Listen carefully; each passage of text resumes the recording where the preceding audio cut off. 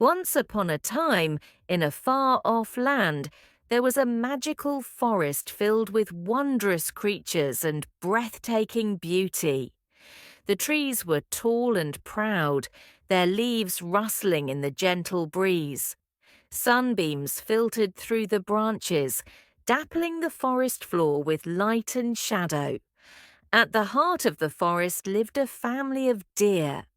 They were gentle creatures, always in harmony with the rhythm of nature.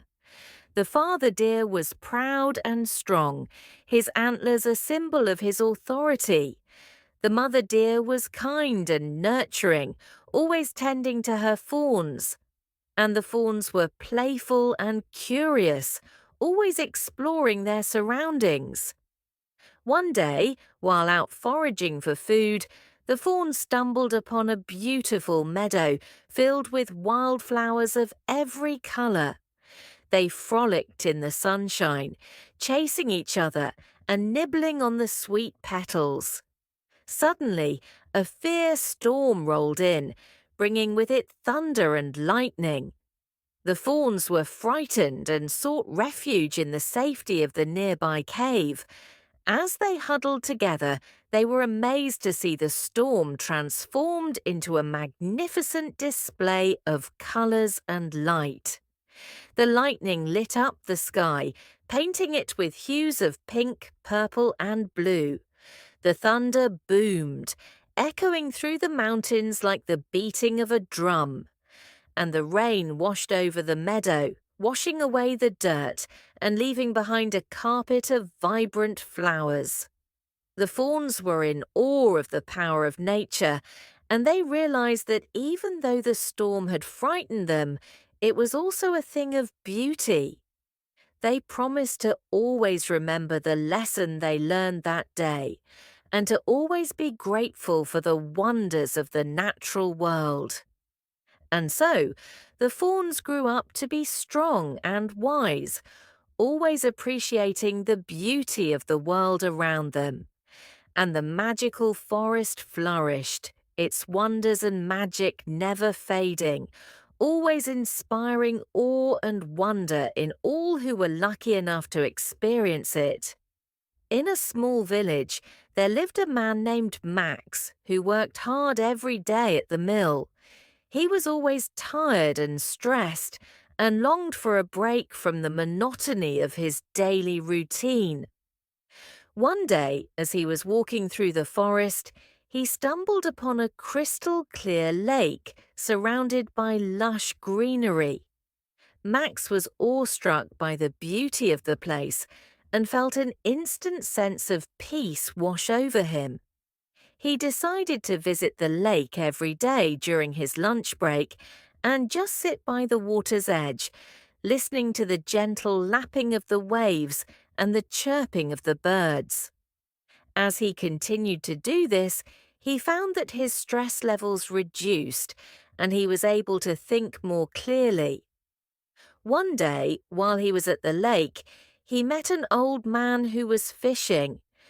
The old man noticed how calm and relaxed Max looked and asked him what was his secret. Max told him about his daily visits to the lake, and the old man smiled, saying, "That's the power of nature, my friend. It has the ability to refresh and rejuvenate the mind and soul." From that day on, Max made sure to spend time in nature every day, and he became a much happier and more contented person. He realized that taking breaks from his routine and connecting with nature was essential for his well-being and mental health. And so the story of Max and the lake spread throughout the village, and many others started visiting the lake, finding peace and solace in its serene surroundings. They all agreed that taking a break from the hustle and bustle of life and connecting with nature was the best way to refresh their minds and lead a happier life. As she was walking, she met a wise old man who was tending to the garden. The man asked her why she was there, and Sarah explained her journey and her love of nature. The old man smiled and offered to give her a tour of the garden, showing her all its secrets and wonders.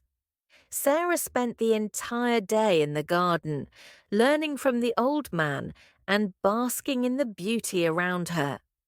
When it was time for her to leave, the old man gave her a single seed and told her to plant it wherever she wanted. Sarah returned to her village and immediately went to work planting the seed.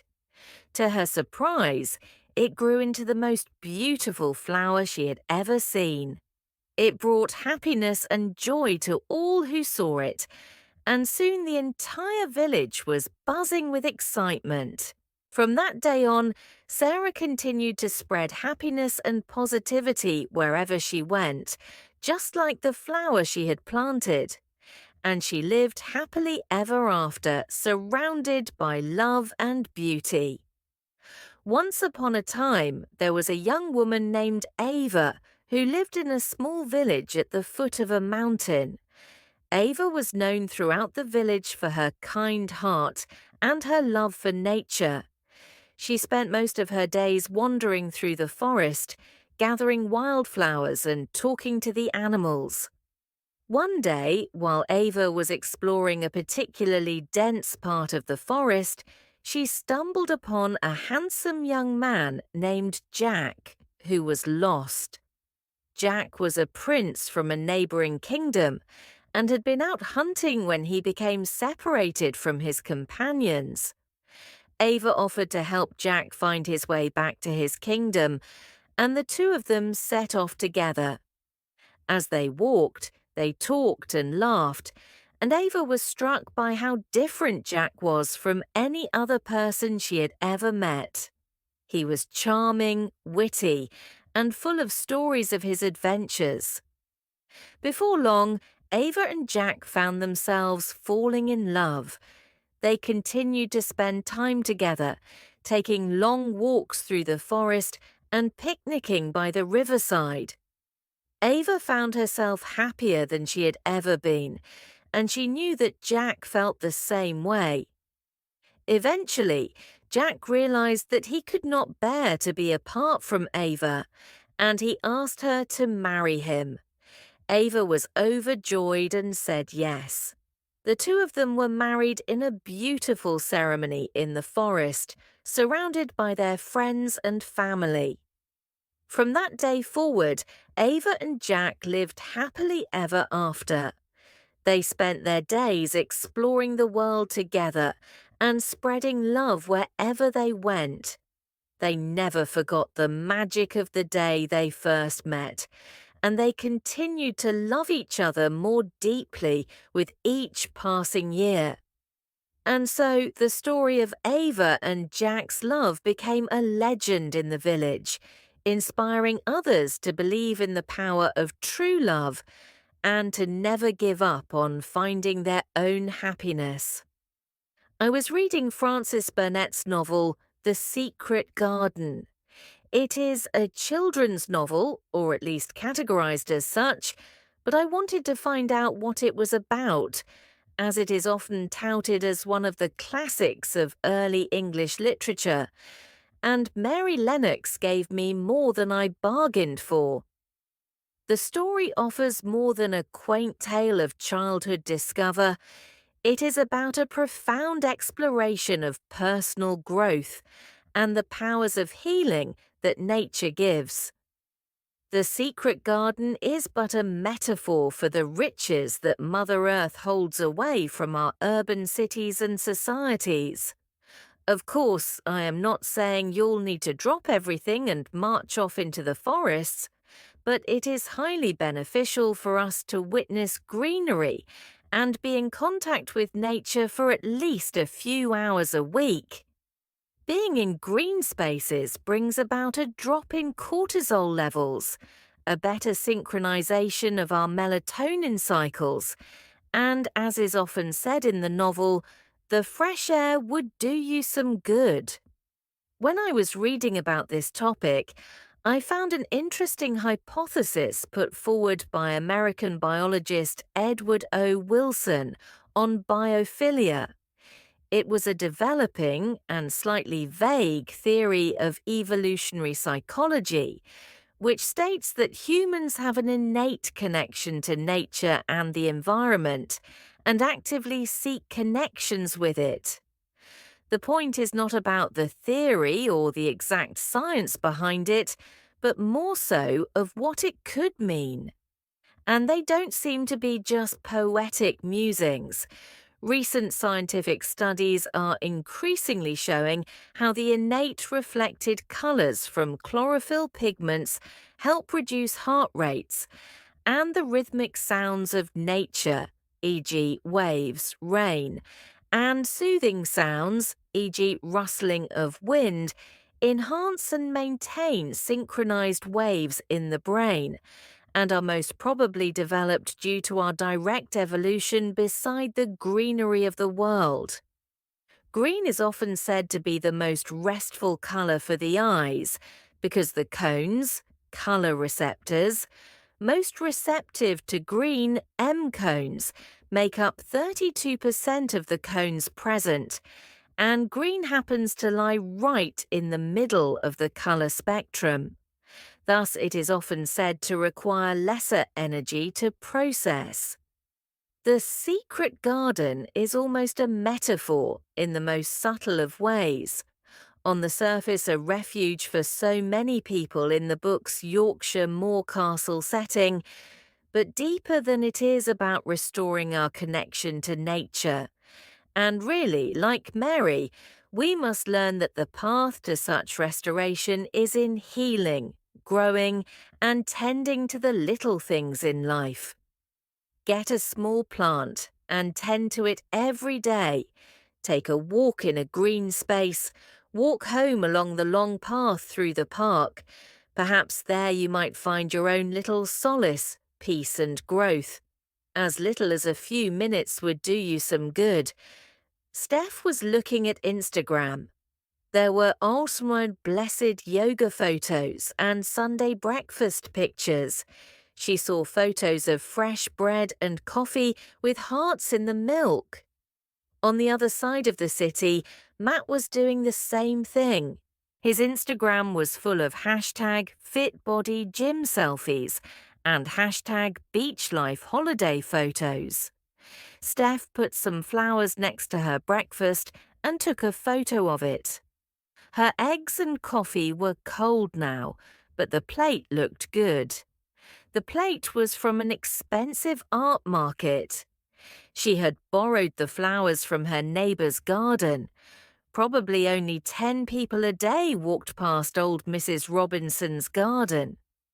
Flowers are for everyone to enjoy, aren't they? She thought. If she put the picture on Instagram, more people would see the flowers. Steph changed the colours on her picture to make the orange juice more orange and the pink roses brighter. She was choosing an Instagram filter when she noticed True Beauty. She had downloaded it the day before and then forgotten about it. Her picture looked perfect with that filter. She posted the photo for her 15,000 followers. She hoped some of them would feel jealous of her life. Then she threw the food on her plate into the bin. She didn't want to eat it now that it was cold. Matt was ready to give up. He had worked out for an hour and he had put cooking oil on his skin so that it would look shiny. But the photos still didn't look good. He only wanted to be fit so that he could put photos on social media. He looked at his Instagram again. He hoped to see some ideas he could copy. Then he noticed an ad for True Beauty. Pictures as beautiful as you are. See the real you with True Beauty. Available in your app store for £0 because True Beauty is free. That's what he needed. He downloaded the app. In minutes, he had the perfect selfie. In the photos, his body looked amazing. He posted the photo for his 27,000 followers. Then he got in the shower to wash off all the cooking oil. He remembered reading about all the fat under the city in the sewers. Millions of people lived in his city. Most of them washed their cooking oil down the sink. The oil went to the sewers. It made a disgusting mess and some poor worker had to clean it.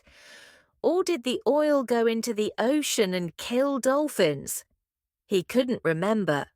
But it wasn't his problem, was it? It was someone else's problem.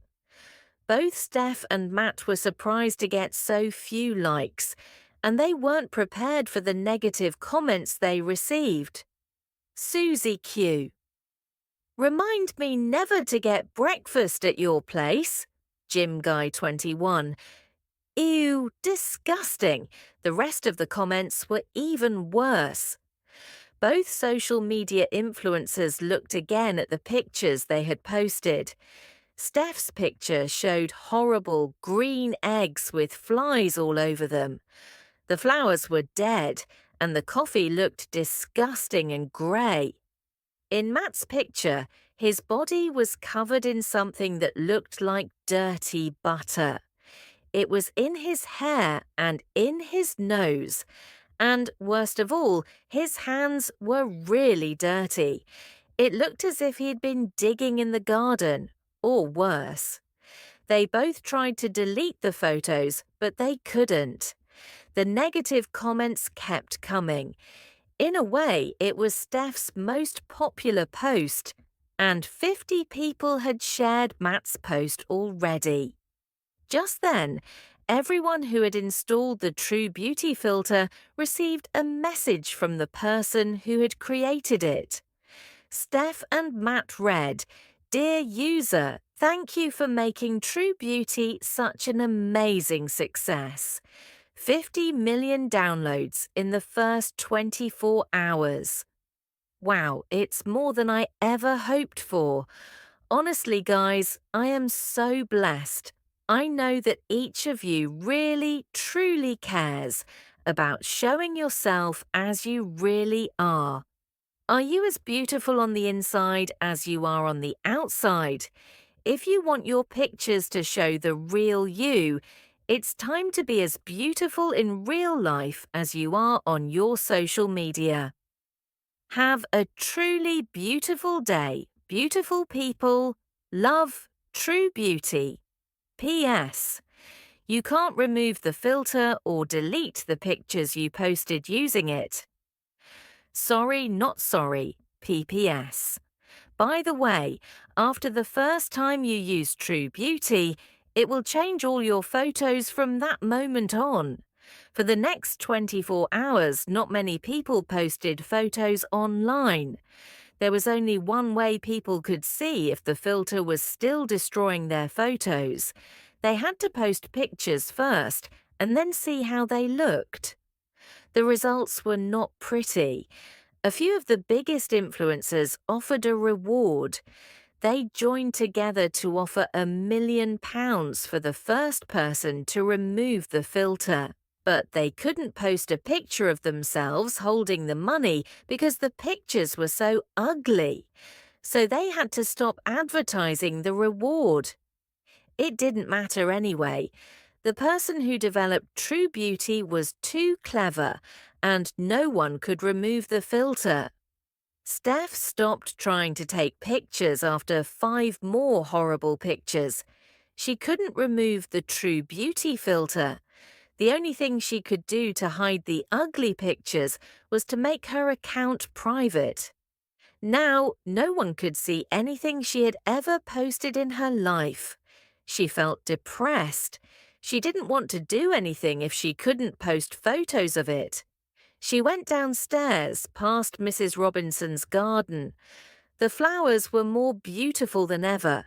She noticed the smell for the first time. Lovely. She stopped and smelled a large purple rose. "Hello," said Mrs. Robinson. Steph was surprised because she didn't know Mrs. Robinson was there. "Oh, sorry," said Mrs. Robinson. "I was just putting water on the plants. At this time of year, there's always so much to do." Steph looked around. She hadn't realized it was hard work to make a garden look nice. In fact, she had never really spoken to Mrs. Robinson. She had a new thought. "Do you want some help?" Steph asked. After all, she didn't have anything else to do.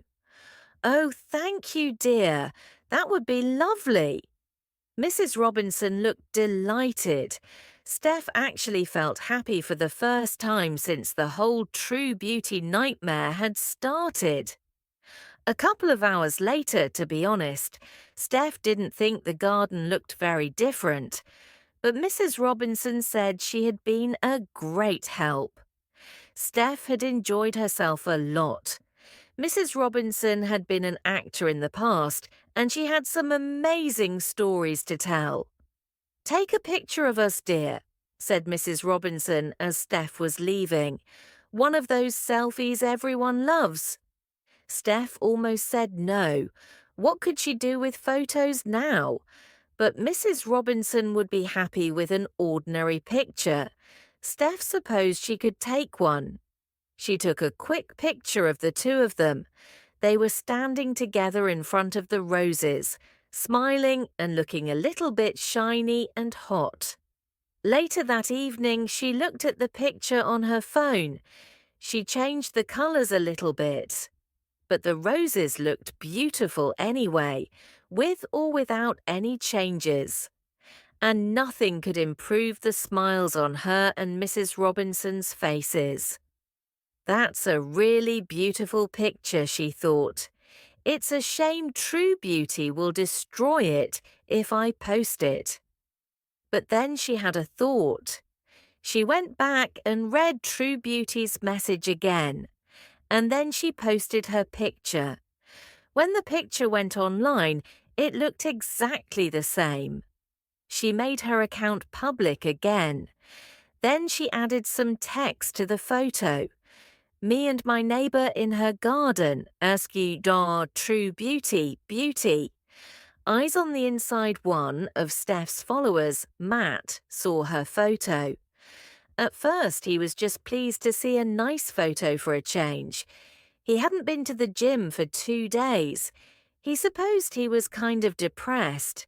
Maybe he felt bad because he hadn't exercised, or maybe it was because of all the horrible, ugly photos he'd seen. Then he had an idea as he read at Steph's post. Maybe it wouldn't work, but it was worth trying. He picked up all the paper, plastic, and glass in his house. He put it into 3 different piles. Then he looked again at Steph's picture. He went and knocked on his neighbour's door. He asked her if he could take her rubbish to the bins. The young mother who answered the door was surprised at his offer of help, but she said yes. While Matt was at the recycling bins, he took a photo of himself next to the green glass bin.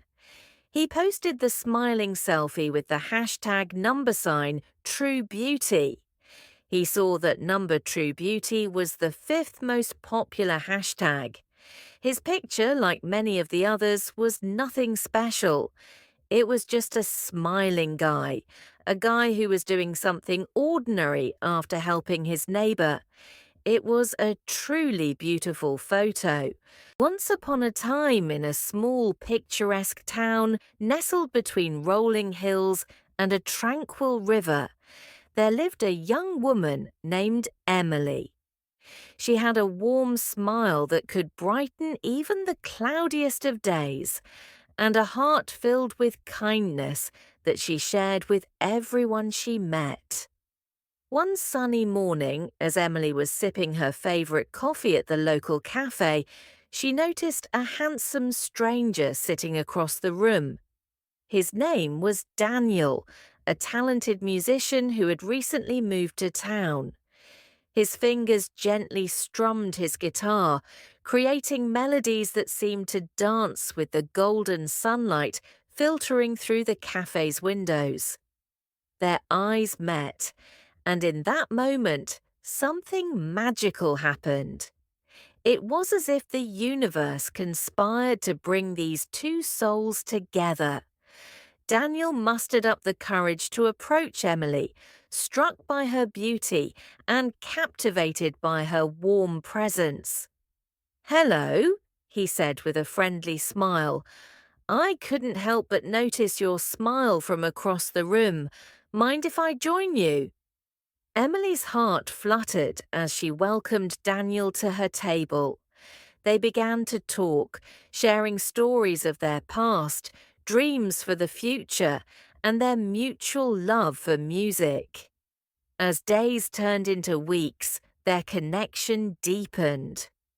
One evening, under a sky painted with a canvas of stars, Daniel played a heartfelt song for Emily by the riverside. It was a melody filled with love, hope, and a promise of forever. As the final note faded into the night, he looked into her eyes and said, "Emily, from the moment I saw you, my life changed for the better. Will you be the melody in my heart, the one I cherish forever?" Tears of joy welled up in Emily's eyes as she nodded, unable to speak. It was a moment of pure, unspoken love that sealed their fate together. From that day on, Emily and Daniel's love story blossomed, their hearts entwined like the notes of a beautiful, everlasting song.